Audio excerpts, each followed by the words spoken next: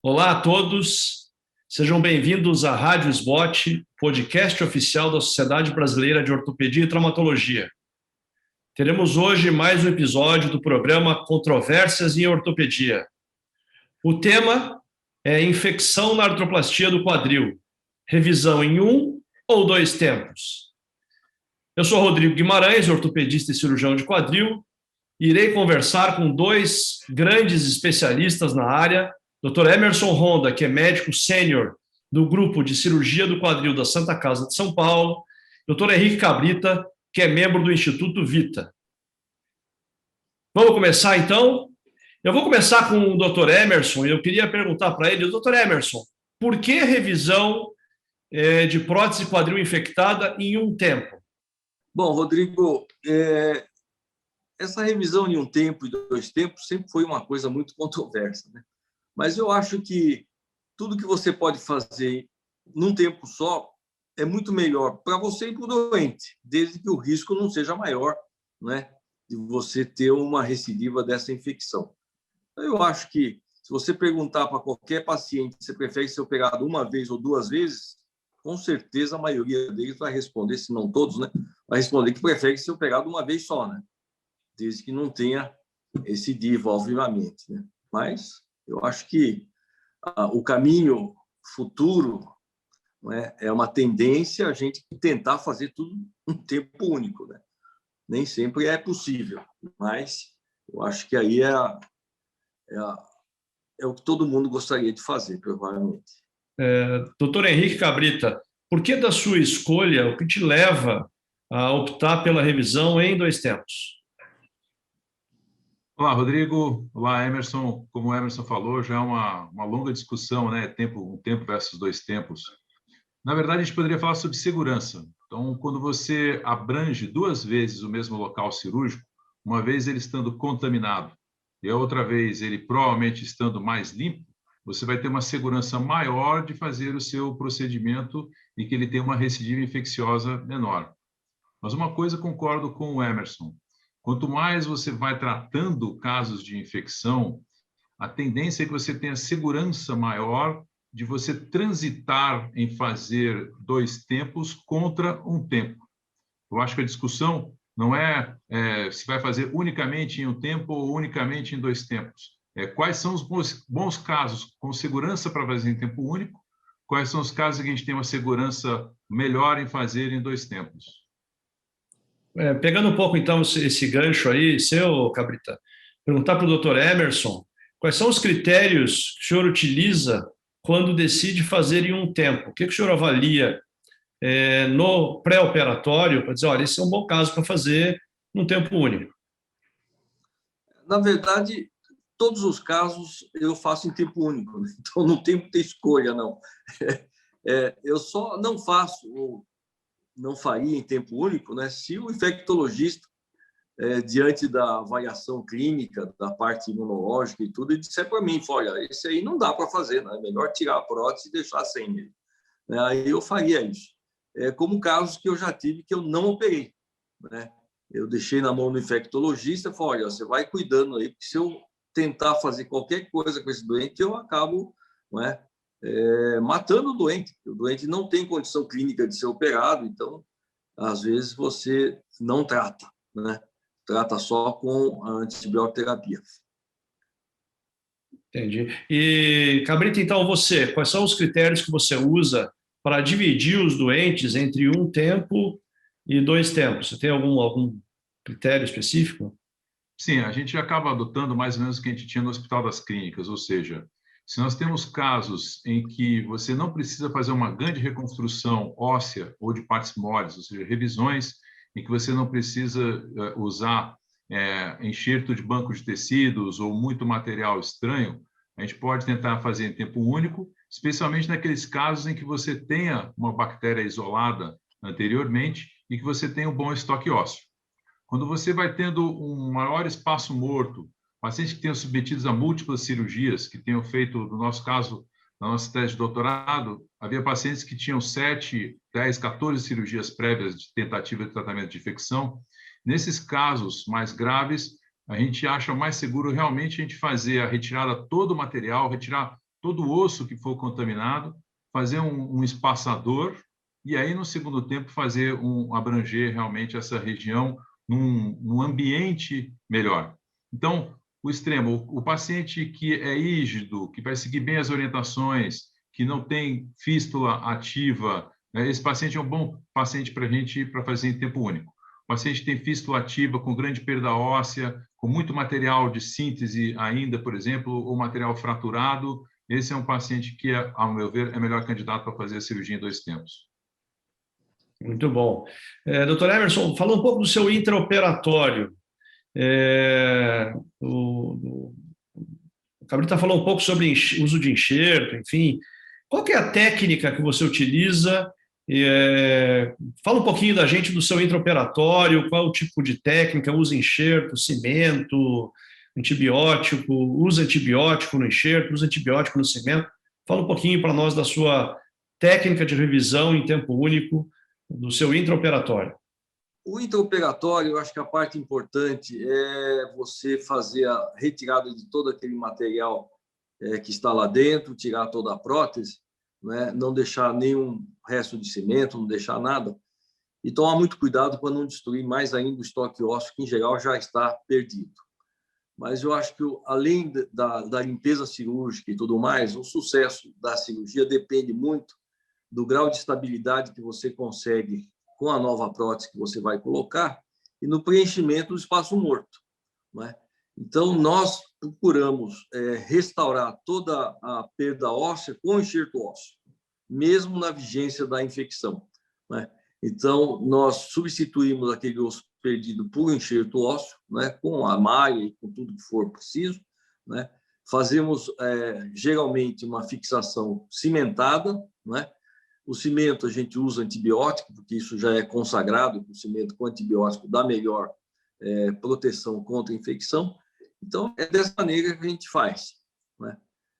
Com uma boa limpeza, a gente troca de material só quando termina a limpeza cirúrgica e começa a artroplastia realmente, é aí que a gente troca todo o instrumental para a gente não ter o risco de ficar devolvendo o germe para dentro do doente de novo, né?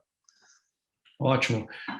Cabrita, como é que você faz, como é que é o seu intraoperatório? Fala um pouquinho da sua revisão, quando você faz em 2 tempos, como é que você faz? Bom, justamente quando a gente faz em 2 tempos, a gente não precisa se preocupar muito com estoque ósseo. Então, o que você achar que é material contaminado é para retirar. Então, pode retirar osso, pode retirar, tem que retirar, né, todo material estranho, como o Emerson falou. Então, parafusos, especialmente pedaços de cimento que ficam no canal, na região distal do fêmur. Então, não evitar fazer janelas ou fazer osteotomias estendidas para tirar material. É importante que retire todo o material que pode estar contaminado, que pode estar formando biofilme para manter a infecção. Em segundo lugar, então, quando você fez toda a tua limpeza, aí você vai decidir, bom, vou fazer em 1 tempo ou vou fazer em 2 tempos, mas esse tempo é exatamente o mesmo. Como o Emerson falou, tem que tirar todo o material, colher culturas, no mínimo 5 culturas, um número ímpar, né? E também culturas, principalmente de osso ou de bordas da própria infecção.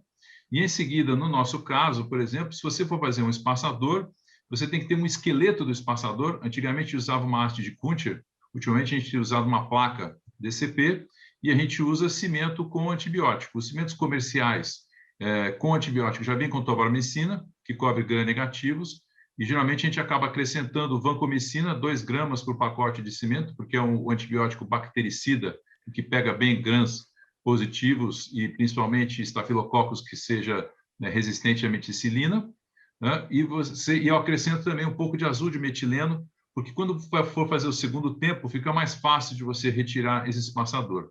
A outra coisa que eu concordo com o Emerson é que, nesse tempo, mesmo fazendo em 1 tempo ou 2 tempos, é importante que preencha todo o espaço morto. Então, se houver qualquer espaço entre a prótese ou o espaçador e o osso, esse espaço tem que ser preenchido ou por cimento, ou por osso, ou por algum outro material que seja colocado estéril na hora para combater a formação de hematomas que eventualmente vão virar um caldo de cultura para ter uma infecção. Eu vou continuar com você, Cabrita. Eu queria que você me esclarecesse. Por que um número ímpar de culturas? Primeira pergunta. E a segunda pergunta você faz um espaçador parcial, então você não coloca uma parte acetabular, é isso? Isso depende. Primeiro, a gente coloca um número ímpar justamente para desempate, né? Se você tiver uma cultura, 2, 3 culturas, eventualmente você vai ter germes diferentes, então é importante que você tenha um número para desempatar, tá? Infelizmente, dependendo do tipo de cultura que for colhida, se o paciente tiver tomado antibióticos anteriormente, você vai acabar tendo culturas negativas. Quanto à segunda questão sobre era sobre o espaçador, não? Espaçador total ou parcial? Depende do quanto você tiver de dinheiro no serviço. Se você pode colocar um espaçador que é articulado, isso vai dar uma função melhor para o paciente entre os 2 tempos cirúrgicos. Eu tenho vários pacientes que acabam ficando com o espaçador durante 6 meses, 1 ano, até o espaçador quebrar, andando e sem nenhum tipo de problema entre os 2 tempos cirúrgicos. No Hospital das Clínicas, a gente não tinha esse tipo de facilidade, então a gente utilizava um espaçador que era monobloco, ou seja, como se fosse uma prótese parcial. Isso leva um pouco mais de dor no paciente, ou seja, ele não tem uma mobilidade tão boa quanto o espaçador articulado, mas é uma solução que pode ser feita com um custo mais baixo, sempre pensando em custo. O que eu não recomendo, embora colegas alguns façam, é usar o espaçador pré-fabricado. O espaçador pré-fabricado, muitas vezes, ele não se adapta bem no fêmur, pode ter fraturas no fêmur, ele não se adapta muitas vezes no acetábulo, e aí pode luxar com relação ao acetábulo. Então, a meu ver, é melhor fazer um espaçador manufaturado. Para encerrar a parte do intraoperatório, doutor Emerson, o Cabrita falou sobre colher culturas. Tem alguma outra coisa que o senhor faça no intraoperatório para ajudar a fazer o diagnóstico de um processo infeccioso, por exemplo? Eu sempre, além das culturas, né, eu colho, em geral, de 6 a 8 culturas no intraoperatório, eu sempre colho material para anatopatológico, sabe?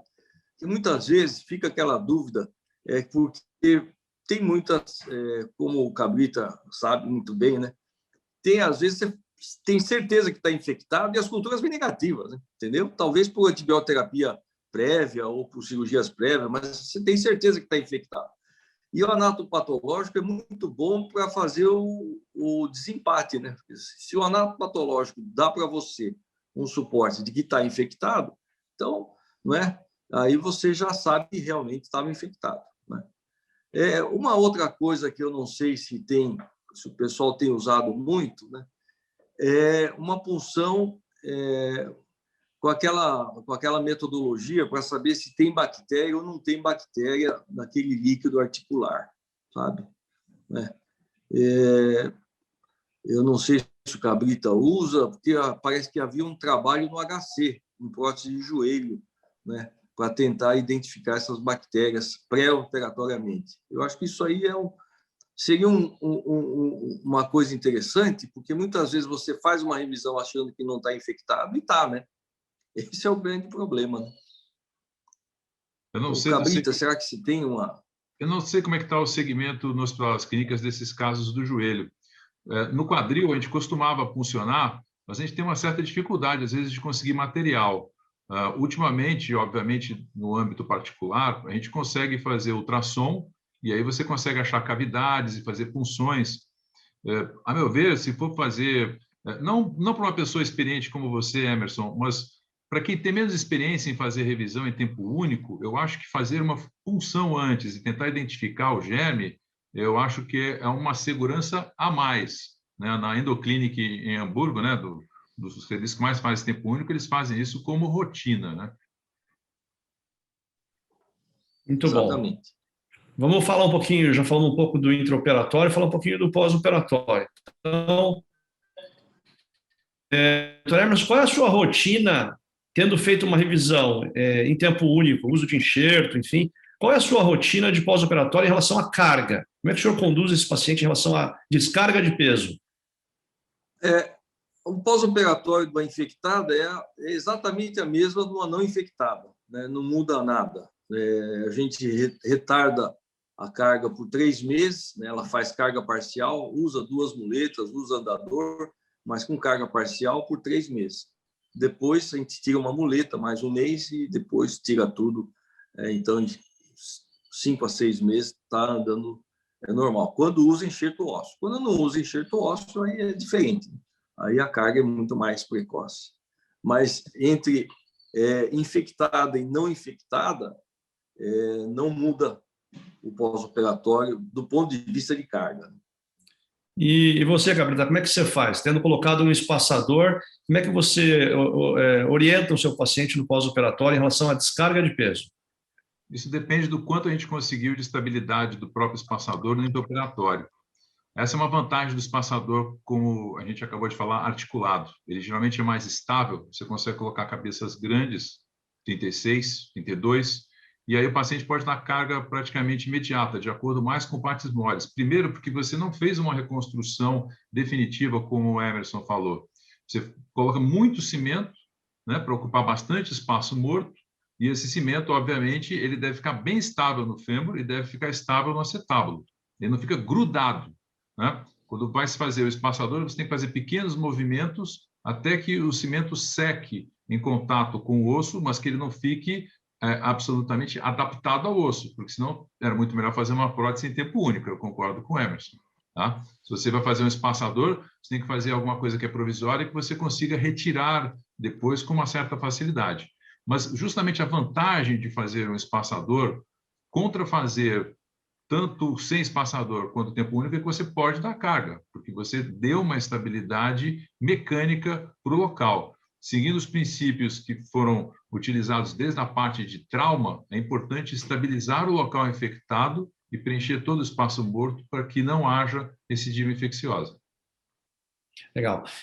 Falando um pouco de antibiótico terapia, como é que vocês conduzem, doutor Emerson, como é que o senhor conduz a antibiótico terapia no seu pós-operatório? Quer dizer, o paciente fica internado, tomando antibiótico pela veia, como é que é qual é a condução?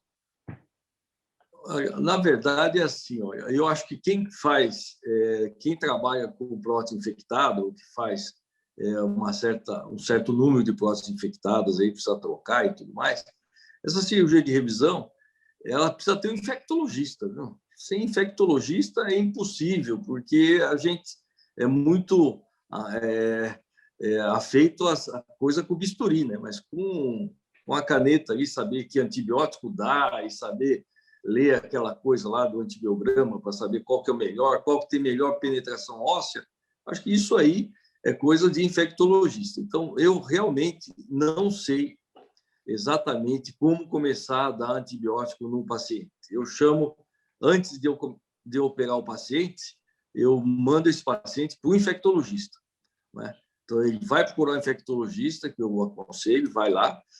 O infectologista faz todos aqueles exames, colhe suave de tudo que é lugar, não sei qual é a finalidade disso exatamente, mas eu sei que colhe suave inguinal, anal, oral, nasal, colhe axilar, e faz um monte de testes lá, e aí eu interno, tiro a prótese, ponho outra, e ele continua dando os antibióticos lá, em geral, endovenoso por um tempo prolongado, né? Antigamente fazia pelo menos 6 meses, agora está reduzindo cada vez mais. Eu acho que a maioria dos pacientes com 2 meses já não tomam mais antibiótico terapia parenteral. Mas tudo isso eu deixo a cargo do infectologista. Eu realmente não interfiro em nada, não dou palpite nenhum, né? E ele que resolve toda essa parte aí. E você, Cabrita, qual é o seu regime de antibiótico terapia? Você sempre usa um infectologista? Como é que você conduz essa situação aí? Olha, eu concordo com o Emerson que um dos maiores erros que o ortopedista faz quando vai tratar esses casos é ele achar que ele sabe tudo de infecção. A gente sabe tudo sobre a parte mecânica. A mecânica é com a gente, a mão é nossa, a gente tem que arrancar tudo, a gente tem que refazer tudo. Mas a parte de identificação de germes e tudo, em antibiótico terapia, é melhor que seja feito por um infectologista. Eu entendo que em vários serviços e no Brasil inteiro, a gente tem a dificuldade, às vezes, de ter infectologistas que têm o pensamento ortopédico, que também é diferente do infectologista que trata pneumonia, que trata Covid, é outro tipo de pensamento. A bactéria, quando ela adere no osso, ela tem uma resistência muito maior à entrada de antibióticos. Você tem que usar antibióticos, às vezes, que quebrem o biofilme, como a rifampicina. Mas, em geral, você vai fazer uma antibiótico terapia endovenosa de 3 a 6 semanas, voltada para um amplo espectro de gram positivo e gram negativo, até que haja identificação das culturas. Uma outra coisa que a gente nem falou é sobre sonicação, né? Você pode fazer uma sonicação, pegar um material e aí você vai colocar esse material no líquido, vai submeter isso a um ultrassom e você vai colher o líquido e mandar para a cultura. Isso aumenta a especificidade e sensibilidade, mas você começa a achar outras bactérias completamente malucas, né? E aí, novamente, a interpretação tem que ser muito do infectologista para direcionar a antibiótico terapia para esse tipo de bactéria ou não. Mas, em geral, essa antibiótico terapia endovenosa vai ter que ficar num regime de 3 a 6 semanas e via oral por 3 meses a 6 meses. Quando a gente faz em 2 tempos, a gente mantém a antibiótico terapia durante o primeiro tempo até o segundo tempo, tá? Mas a gente mantém esse prazo de 3 a 6 meses a partir do primeiro tempo cirúrgico. Então, se você fez o segundo tempo cirúrgico com, em média, 2 a 3 meses, você vai manter a antibiótico terapia 3 meses depois de fazer o segundo tempo. Se você fez o segundo tempo mais para frente, depois de 4 meses, 5 meses por problemas hospitalares, e você tem uma cultura negativa no segundo tempo, novamente você vai manter a antibiótico terapia até os 6 meses do primeiro tempo, não do segundo tempo. É claro que no segundo tempo cirúrgico, novamente colhem-se culturas, e se essas culturas ainda vierem positivas, você vai reiniciar esse tipo de tratamento, mas sempre discutindo com o infectologista. Eu percebi, então, que o infectologista é uma peça-chave aí no tratamento dos pacientes com infecção, tanto na revisão em 1 tempo, quanto na revisão em 2 tempos. Para entender um pouco da rotina de vocês no consultório, doutor Emerson, como é que o senhor faz a rotina de retorno desses pacientes no consultório? E se o senhor pede algum exame de controle para esses pacientes? Se pede, quais os exames o senhor gosta de ver? Ou quais os exames o infectologista pede e o senhor gosta de ver também, do controle do processo inflamatório? No pós-operatório, quem realmente faz toda a avaliação da eficácia da antibioterapia é o infectologista. É claro que a gente faz os retornos de acordo com a parte mecânica, como o Cabrita já falou, né? A gente vai fazendo o retorno com radiografias para saber se o enxerto está integrando, se a próstata está bem, se ela não houve migração, aquela coisa toda de uma revisão normal. Agora, a parte da infecção, realmente, quem faz toda essa evolução é o infectologista. Eu acompanho, claro, com os exames, né? E eu acho que o importante ali é o PCR, né? A gente seguia muito pelo PCR, sabe? Então, à medida que o PCR vai zerando, quer dizer, vai ficando negativo para a infecção, a gente sabe que a eficácia do tratamento está sendo muito boa, né? Mas quem acompanha realmente é o infectologista, né? E você, Cabrita, como é que você faz qual é o seu regime de retorno dos pacientes no seu consultório? Bom, esses são pacientes que vão ficar internados pelo menos aí de 1 semana a 3 semanas. Então, muitas vezes, a gente acaba retirando os pontos durante a internação, se ele ficar internado durante muito tempo. Se não, como são revisões, geralmente você vai tirar os pontos com 2, 3 semanas. E nessa ocasião, em conjunto com o infectologista, geralmente peço a velocidade de hemossedimentação, proteína C reativa e o hemograma. Tem um trabalho muito interessante do Carlos César Vassalo, que eles avaliaram a proteína C reativa no pós-operatório de próteses não infectadas, e eles viram que você vai ter um declínio, né, a partir de 1 a 2 semanas da proteína C reativa. Então, e ela é muito mais sensível, né, do que a velocidade de hemossedimentação. A velocidade de hemossedimentação ela demora meses para depois baixar. Então, essa curva da proteína C reativa é um bom indicador se você teve sucesso no tratamento infeccioso ou não.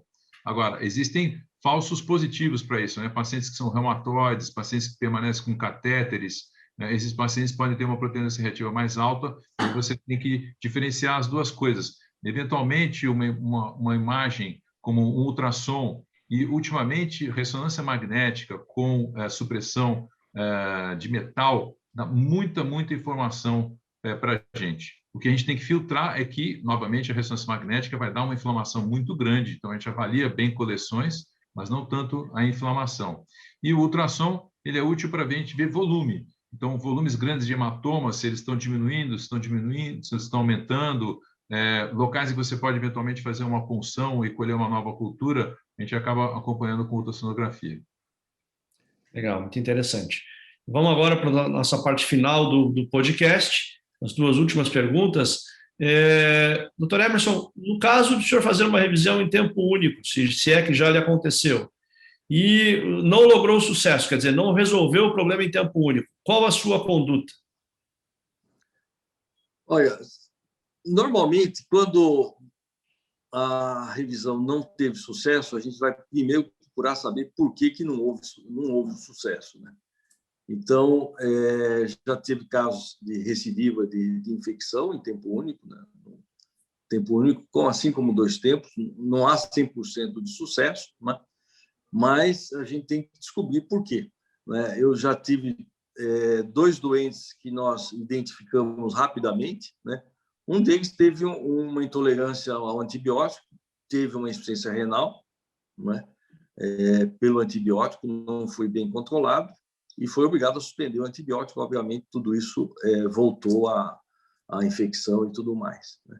E o outro paciente, que não era de São Paulo, foi para o interior lá de Pernambuco e não tomou antibiótico. Chegou lá, o catéter infectou, tirou o catéter, não tomou antibiótico. Então, se considera que realmente não foi tratado. Então, nesses casos, é muito difícil você ter segurança de que realmente esse paciente vai ser curado da infecção, porque ele vai voltar para o mesmo lugar, o organismo dele continua o mesmo, né? Então, a gente sempre aventa a possibilidade de ou fazer uma cirurgia de coaptação, né? Tira a prótese de uma vez, que realmente não vai resolver, ou se a gente quer dar mais uma chance, eu faço em 2 tempos. A maioria desses casos eu faço em 2 tempos. Porque eu vou dar uma chance para ver se ele consegue fazer o tratamento mesmo. Se ele não conseguir fazer o tratamento, ele vai recidivar.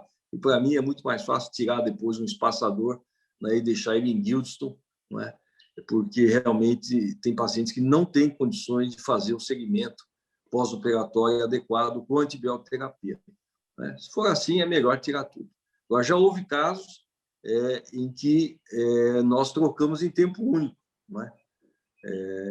Tem casos que, algumas vezes, se você não olhar muito bem os exames, você pode comer bola, né?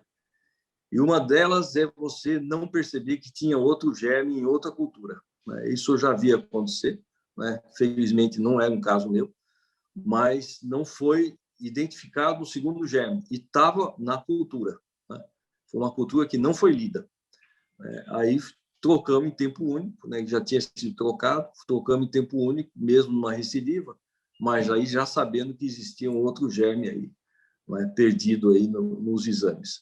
Então, é uma coisa que a gente sempre comenta com todo mundo principalmente com os assistentes, né? Fala, exame pedido tem que ser cobrado, né? Não deixa passar um exame, porque não é uma coisa rara, não é? A pessoa muitas vezes esquecer da cultura, né, numa revisão normal, não é? E o paciente vai embora, não vai tomando antibiótico, porque a cultura, as primeiras vieram negativas e chega lá no final ter uma cultura positiva que ninguém viu, né? Então isso é bastante importante. Cabrita, e você fez uma revisão em 2 tempos, quer dizer, você está na fase intermediária e o paciente não foi bem, continua com provas inflamatórias altas, o aspecto da ferida não é bom, ele está com espaçador. Como é que você lida com isso? Bom, se ele está com espaçador, é relativamente tranquilo. Você tem que abrir de novo, lavar e fazer um novo espaçador. Esse seria o raciocínio. Eu acho que o mais difícil é o paciente que você já fez o espaçador, você já fez o segundo tempo e ele infecta de novo, tá? Eu vou voltar um pouquinho atrás. A gente, quando a gente tem um paciente que é nosso e ele infecta, a gente entra na mesma síndrome de quem perde um parente, né? A gente entra em negação primeiro, né? Não aconteceu, não é comigo, não é infecção, né? Depois você cai na real e você tem que tratar esse paciente. E, no fundo, é muito mais fácil para a gente que lida com prótese de quadril e tem grande volume, como o Emerson, você e eu, a gente pegar uma infecção de um outro colega e a gente tratar. Primeiro que não foi a gente que fez a prótese. Então, a gente vai enfrentar aquilo não como um filho nosso, né? Como uma resolução de problema. E, no fundo, eu acho que o pensamento que a gente tem que ter quando tem um paciente que é nosso e que está infectado é também o mesmo. A gente tem que resolver o problema, a gente não tem que salvar a prótese. A gente tem que resolver o problema da infecção. E aí você tem que ser agressivo. Então, novamente, se deu errado em um tempo ou 2 tempos, como o Emerson falou, peça ajuda, converse com o infectologista, converse com os colegas, tenha ideias do que foi que aconteceu.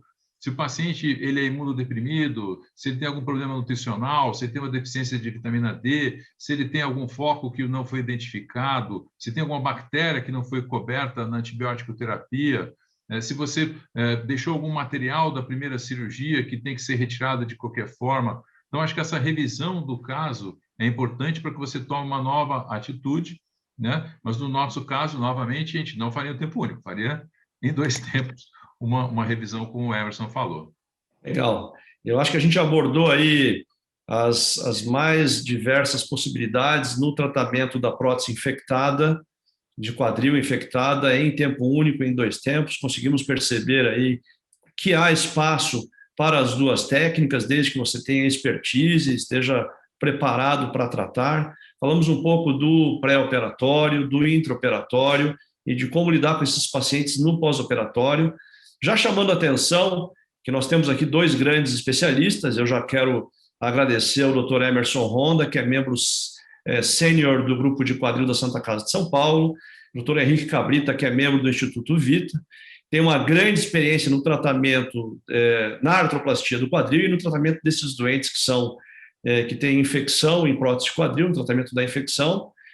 E queria agradecer aos 2, e finalizando então o nosso podcast, dizer que você acabou de ouvir mais um episódio da Rádio SBOT, podcast oficial da Sociedade Brasileira de Ortopedia e Traumatologia. Lembrar que todas as edições estão disponíveis no site www.sbot.org.br e também nas principais plataformas de streaming. Queria agradecer a todos e nos vemos, então, no próximo episódio. Até lá. Obrigado, doutor Emerson. Obrigado, doutor Cabrita. Até a próxima.